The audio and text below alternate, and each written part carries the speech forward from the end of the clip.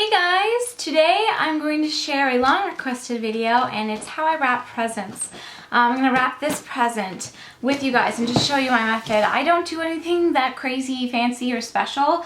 I try to keep it pretty simple actually and try to conserve as much paper and ribbons and things as possible, and I like to save things and reuse them, but you'll see that. But first I thought I'd give you a little look at my office here, kind of transformed a bit for the holidays with all of my, I have a lot of holiday gift wrap and accessories on hand that I just accumulated over the years, and like I said, I do like to reuse things, so I just have a bunch. I actually didn't even buy anything this year. I tend to buy things like every few years, usually from the Container Store Gift Wrap Wonderland. That's my favorite place to shop for gift wrapped and stuff. But I have enough definitely for this year, especially in you know, boxes and things. But I'm going to show you how I have everything set up to make my gift wrapping for the holidays a little bit easier. So here we go.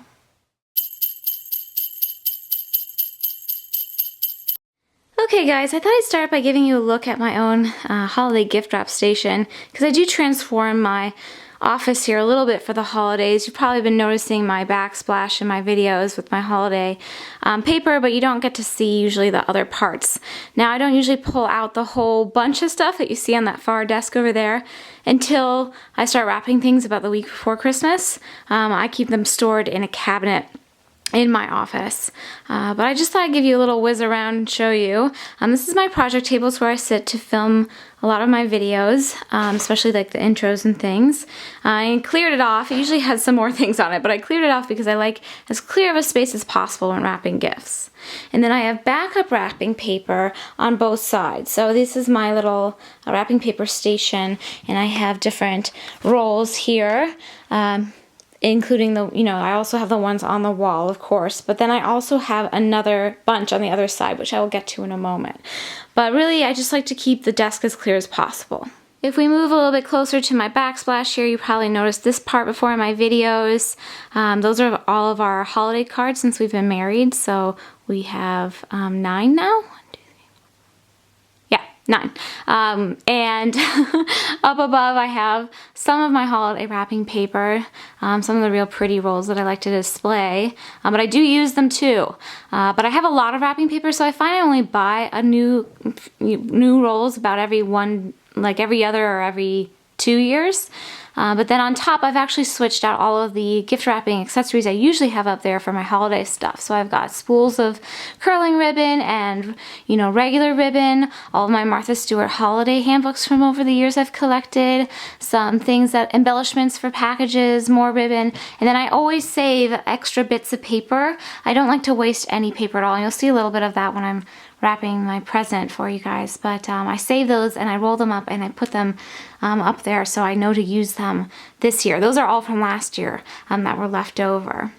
And then I have my little advent tree, my little calendar, and all that jazz. Now this section here is where I have put the majority of things that are stored most of the time in that cabinet, like I said. And I just use some extra bins and things I have on hand to put these things in, kind of make them easier for me to grab them. And like I say, this does not stay out all the time. It's really for only about a week. So on the floor here, I'll show you first, I have this big rolling laundry bin. It's actually from the Container Store, but I use it for different projects from time to time, but I always use it to keep my boxes in, because I always have some really big boxes, and then these 2 rolls of wrapping paper, which are really, really long and don't fit in any of my other wrapping holders. So I've got boxes all differentiated by size in there, so it's easy for me to grab. It's right next to my project table, so when I'm wrapping and I want to put something in a box, it's right there. And then up here, I just have a couple of bins, one with most of my gift bags by size. I have some of the bigger ones kind of folded in half, and then they're just kind of in descending order from biggest to smallest, including some really small boxes. And then tucked in the corner I have some gift card holders as well, and I know where everything is and I can easily reach it. And then this bin I have all of my tissue paper, which I usually just pull out the one I want for whatever I'm wrapping and take the sheets out that way. I just think it's easier than having them all laid out. And then some other kinds of little gift bags. These are more like food packaging things that I use used to wrap stocking gifts usually in, and then soft gift bags. Those are like cloth gift bags. And now in front of that, I have these little bins, and these I store with my Christmas stuff, usually already filled. So I have this with recycled ribbon. I always recycle ribbons, so I just save ones that are kind of particularly holiday in there, and then when I need to cut a new one, I will, but I save what I can. And then I have curling ribbon spools here, smaller spools. And then these are all bows that I recycled. I do save the ones that are in really good shape, I save. I don't see why not. I just tape them to my packages with Scotch tape. I honestly don't see why, you know, I don't see the point in throwing them out when they're perfectly good bows. So I have a whole bunch of used bows from last year, but then on backup I also have some new ones in case I need a different size or I run out or something. And then I have 4 tins here, and some of them are labeled and some of them aren't. I'm not sure why. This one has all of my holiday stickers in it. That one has all of my labels in it, my gift labels, both stickers and the kind that you tie on. And then over here, this one has all of my pens in it, which I will now pull out probably and put in the little jar I have on my project table for that. And that one has all of, like, cards in it if I want to write a card. So I have everything here. It's an easy reach of my project desk, and I like that a lot. I would ultimately like to store this in my closet, but I have so many things that I'm mailing with all the giveaways I've been hosting lately that I've been using my closet to store all that stuff. So maybe down the line I will get this stuff in the closet. I would just put it like on my little shelves in the closet, but I can't do that right now because of all the things I have to ship. I just turned around now and we're looking at the other side of the project table here, so you can see some more gift wrap. Including some pieces that were just too big. Like this is leftover gift wrap. It's just too big to fit in my wall organizer. But that's easy for me to pull out when I want to unwrap something with paper that isn't on my wall. And that is the basic look at everything. Okay, so I'm going to wrap one of my husband's gifts today. This is the UGG Newman slippers that I shared in my extravagant splurges gift guide earlier this month. If you missed that, there will be a link below. But so first of all, I have my gift here. I have the wrapping paper roll I want to use, and I have a couple different cutting implements as well as some tape. I don't know if you can see this, but this is just a Scotch pop-up tape dispenser. It's the table kind. I think that's the variety it is. And I just kind of have it wedged on my little caddy here on my desk, but normally it just sits on the table. I like the pop-up tape for wrapping presents. And sometimes I use the wrapping cutter, and sometimes I need to use scissors. It kind of depends on the paper. So one thing I like to share is that I do keep my wrapping paper, all of my wrapping paper rolls, kind of held together with these clear elastic bands. You can buy them very inexpensive at drugstores, or, you know, one for hair bands or whatever. I just took that off to put it to the side. I find it keeps the paper, when I'm storing it and when I'm displaying it, just nice and neat and prevents like tearing or ripping. So the first thing I want to do is measure my gift. Now, just eyeballing it, looking at it now, I can tell it's going to be way too big. This box is not going to fit going this way, so I can't wrap it that way, you know, lengthwise, but I might be able to fit it this way. And I'm just trying to kind of eyeball it so I use as little paper as possible. And my little trick to do this is I take the box or whatever I'm wrapping, I line it up with the edge of the wrapping paper roll, and then I just kind of rotate the box down the length of the wrapping paper roll to see if it will fit. Now, it would be close. I think it would be really close, but I don't think it's going to fit. So I'm going to wrap it. I can't wrap it in a way that will conserve the most paper initially, but as you saw, I do save my paper and you know, use it in, you know, next year or for other smaller size gifts, for stocking stuffers or whatever. So now that that measuring thing is over, now I have to measure this way. So I just put my box down, and I always flip my box over when I'm wrapping it, and I pull the wrapping paper over it because I want to see how much I need, and I'm just trying to have just the smallest amount extra as possible, so maybe just an inch extra. So I've got my eye on this spot right here, so now that will be enough paper to cover the box. It's obviously going to be way too much at the end, but we will cut that off and save it for smaller gifts. Now what I do to ensure that I have a straight line when cutting is sometimes you get these guides on the paper, which is really nice, but I find that if you have the spot where you're going to cut, you can just hold the wrapping paper roll really still, by the spot, you know, really firm by the spot you want to cut, that will help you guide a straight line if you push kind of up against it, whether you're using scissors or one of these wrapping paper cutters. These don't work in all kinds of wrapping paper. I find that sometimes I have to use scissors, but you know right away if it's not going to go because it just won't. But I think this will work, so I'm just holding the wrapping paper roll firm, and that is going to allow me to cut a straight line.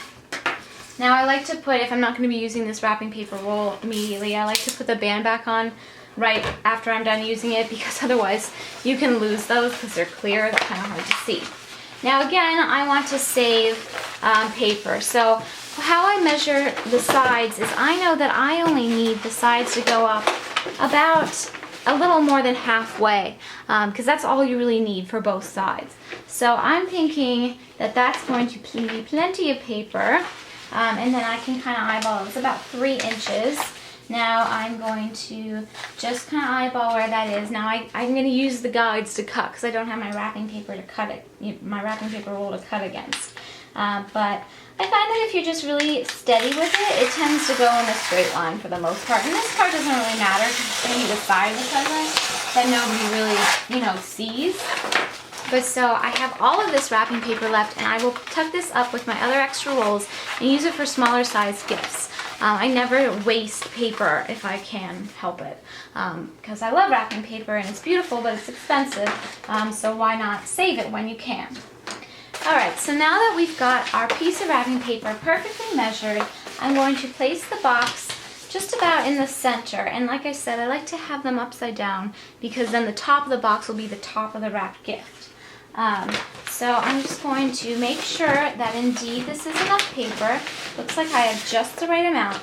And I don't get too precise with the wrapping. I don't really care if I see the tape or not. I find that people really just look at the top of the present. I mean, if I want to get really fancy, I'll use double-sided tape and fold over the edges and stuff. But I don't do that for the most part unless it's like a really, really fancy wrapped present I'm trying to do. So I just try to get the present as straight as possible on the wrapping paper, and I use my edges as guides. And I always, when I have a box like this, I always tape down one side. Unless it's something that I'm worried about tape getting on, it just makes it easier for me to tape it real taut. And I just pull the other side taut, and having that tape down helps. And I just put some tape right in the center there. And again, I'm not getting terribly fancy with double-sided tape or anything. This is honestly how I wrap presents. And my father actually taught me this method, and I'm going to show it to you. So how I do the sides is I push down the bottom corners and tuck them into the bottom of the box. So they're flush against the bottom, and you can see I have made a crease with my fingers to the bottom of the box. Then I do that to the other side. Same thing, I'm just kind of trying to make sure that I'm tucking it in tight so it's the right measurement. And then you can flip the box over and do the same thing on the other side.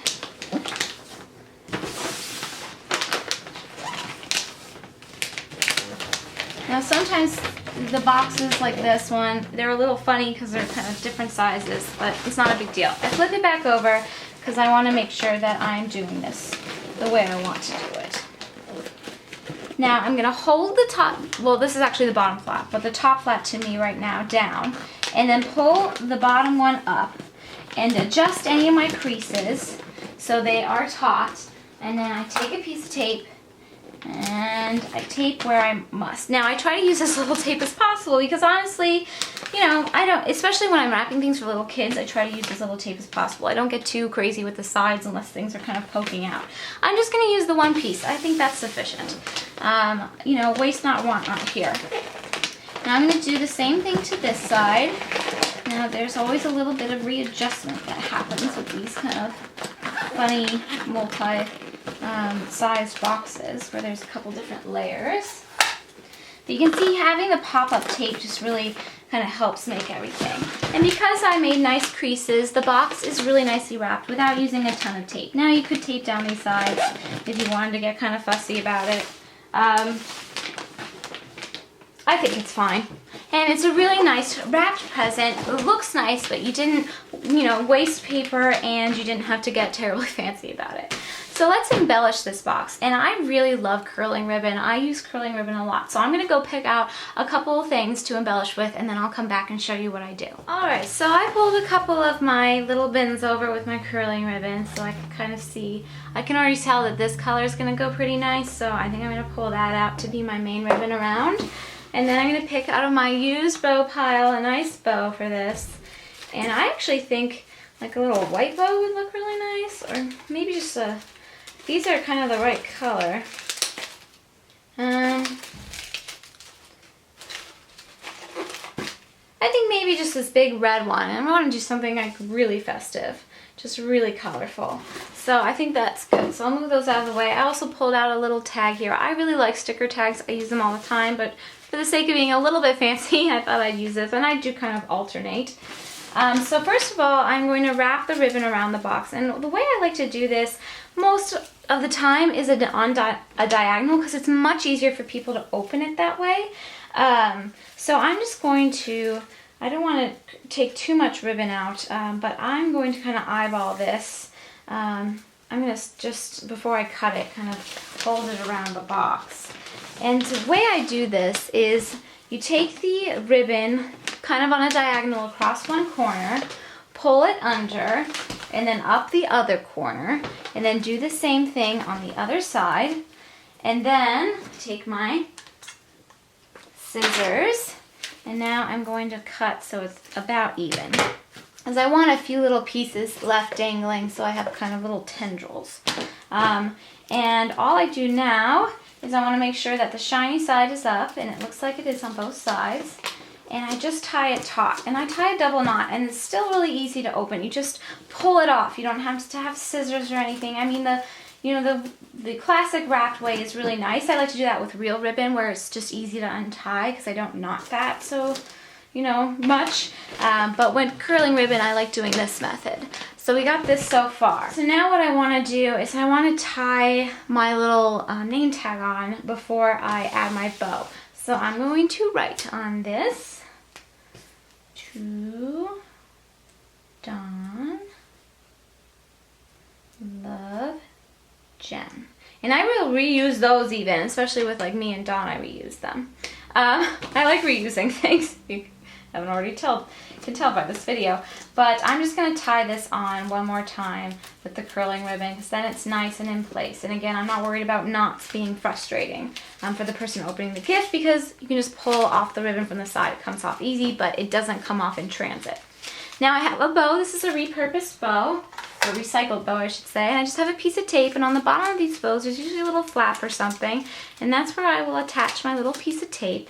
And I'm just going to tape this over the knot and where the curling ribbon knot is. And I just want that to be nice and down, like so. Looks, oops, sorry, you can't see it, like that. Looks pretty nice. Now I'm just going to curl the ends a little bit more. They're actually pretty curly all on their own, but you just take your scissors, you have the blade out, and you kind of push it against your thumb very carefully, and that's how you curl it into kind of tighter little tendrils there. There we go. So it's kind of a little bit more compact. I mean, you can, depending on how much pressure you use, it will have different kinds of tendrils. I just kind of want it to be kind of fun and festive looking. So there it is. That is my wrapped gift. Now, like I said, if you could tape down the sides if you're worried about that, but I think it just makes it easier to open, and it still looks really, really nice. It's a beautiful wrapped present. And I used like 5 pieces of tape. And I have extra wrapping paper to use. I use a repurposed bow. So I think this is my way of wrapping things. It's really pretty simple. Like I said, it's not fancy. I wrap all of my things in a very similar manner. And I hope this was helpful in some way to you guys. I hope you guys enjoyed seeing how I wrap a gift. Like I said, it's nothing that crazy, fancy, or special. I could have taped the sides down, but honestly, this is how I really do it. And I just like I said, people usually just look at the top of the box. They don't really pay that much attention to the sides, I find, in the back. But I mean, that's no reason not to get fancy if that makes you happy. I usually have a lot to wrap, so I try to be very efficient about it. And this way I'm using as few things as I need to make still a beautifully wrapped gift. I mean, this is a nice gift, but it took me like 3 minutes, and it's not hard. But that's just my method. I hope this was in some way helpful to you, and I will see you guys with my last holiday prep video. It's another holiday baking video, mini pumpkin cheesecakes. Hopefully I will have that up tomorrow. So thank you so much for watching, and happy holidays. Bye, you guys.